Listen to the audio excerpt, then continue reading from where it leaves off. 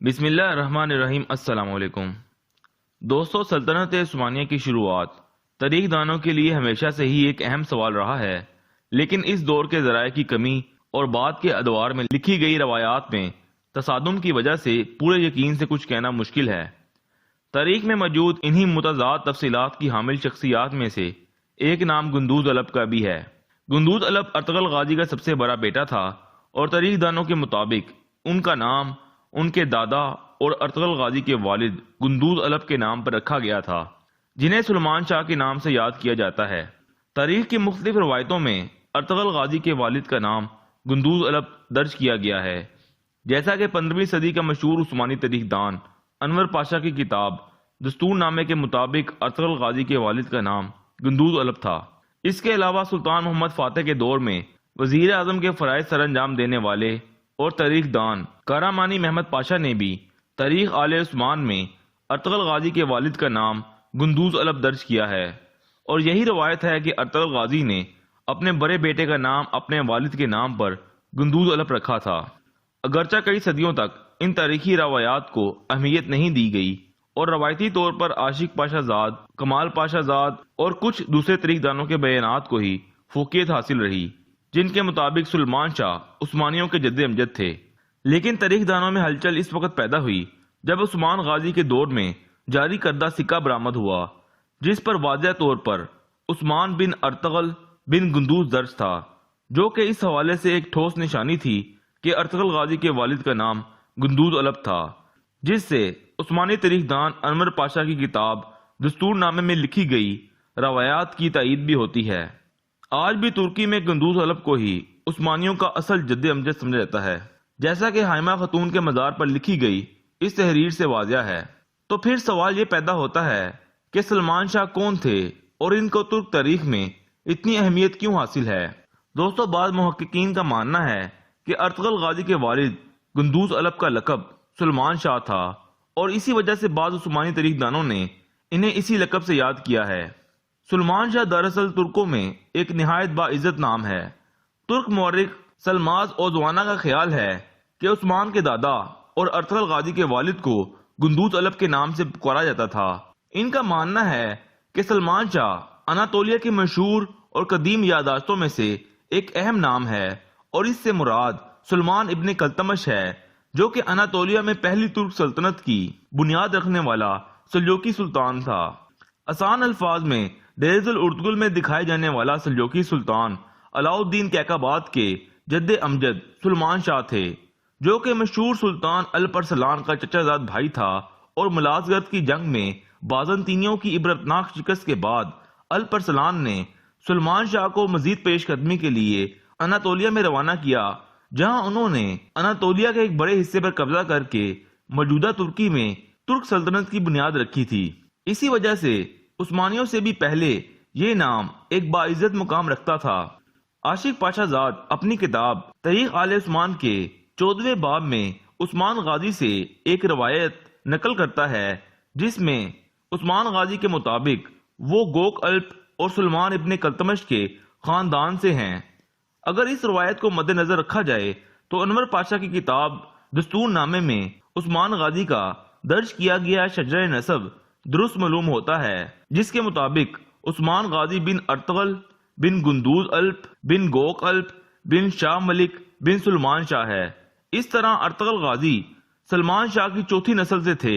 اس حوالے سے اگر سلمان شاہ کی وفات کی عثمانی روایات کا مطالعہ کیا جائے تو معلوم ہوتا ہے کہ عثمانیوں کے جد امجد سلمان شاہ کی وفات حلب کے قریب دریائے فرات میں ڈوبنے سے ہوئی تھی، جبکہ حیرت انگیز طور پر اناطولیہ میں ترکوں کے پہلے سلجوقی سلطان سلمان ابن کلتمش، جو کہ سلمان شاہ کے نام سے مشہور تھے،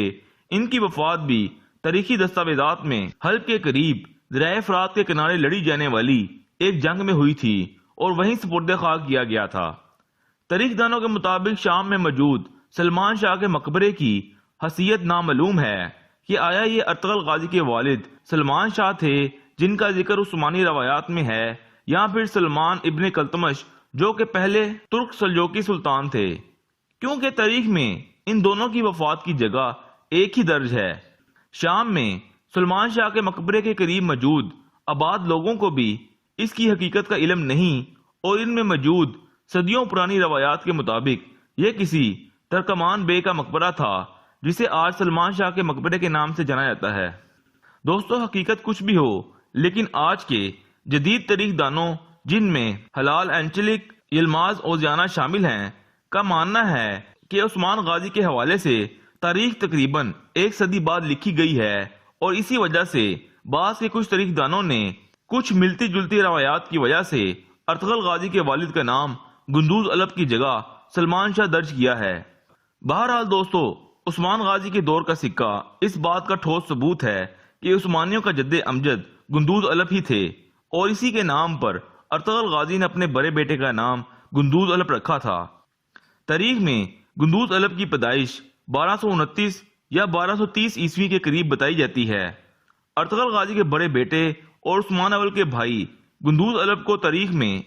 ایک بہادر سپاہی کے طور پر بیان کیا گیا ہے جس نے اپنے والد ارطغرل غازی اور بھائی عثمان غازی کے ساتھ کئی لڑائیوں میں حصہ لیا۔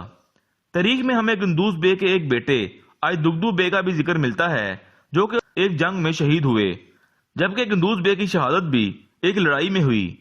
اگرچہ عثمانی روایات میں یہ عام خیال کیا جاتا ہے کہ ارطغرل غازی نے اپنی زندگی میں ہی عثمان غازی کو اپنا جانشین مقرر کر دیا تھا اور گندوز بے نے اپنے بھائی کی بھرپور حمایت کی تھی، لیکن سلجوقی دور کے ایک صوفی بزرگ حاجی بختاش ولی عثمان غازی کے سردار بننے کے حوالے سے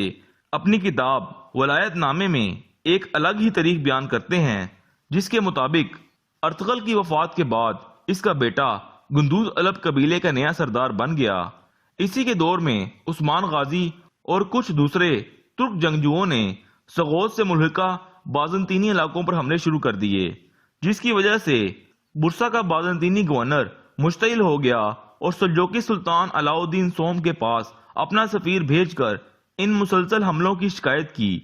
سلجوقی سلطان نے گندوز الب کو اپنے بھائی عثمان غازی کو گرفتار کر کے کنیا بھیجنے کا حکم دیا۔ عثمان غازی کو گرفتار کر کے کنیا بھیج دیا گیا، اور اسی روایت کے مطابق سلجوقی سلطان عثمان غازی سے ملاقات میں اس کی جرت اور بہادری سے بہت خوش ہوا اور اس کو کئی انعامات سے نوازا، اور اس پیغام کے ساتھ کنیا سے واپس قبیلے بھیجا کہ عثمان غازی اب سے قبیلے کا نیا سردار ہوگا۔ بہرحال دوستو، قبیلے کا سردار بننے کے بعد عثمان غازی نے بازنطینیوں پر شدید حملے شروع کر دیے، اور ان سبھی لڑائیوں میں گندوز الب اپنے بھائی کے ساتھ تھے۔ ایکسیکر شہر کی فتح کے بعد عثمان غازی نے گندوز الب کو وہاں کا گورنر مقرر کر کے ایک بڑے علاقے کا سنجک بے مقرر کر دیا تھا، جہاں وہ کافی عرصہ کامیابی سے نظام حکومت چلاتے رہے۔ گندوز بے نے عثمانیوں کی بازنطینیوں کے ساتھ ہر لڑائی میں حصہ لیا، لیکن کہا جاتا ہے کہ 1299 عیسوی میں ایناگول فتح کرنے کی مہم کے دوران جنگ میں ان کی شہادت ہو گئی تھی۔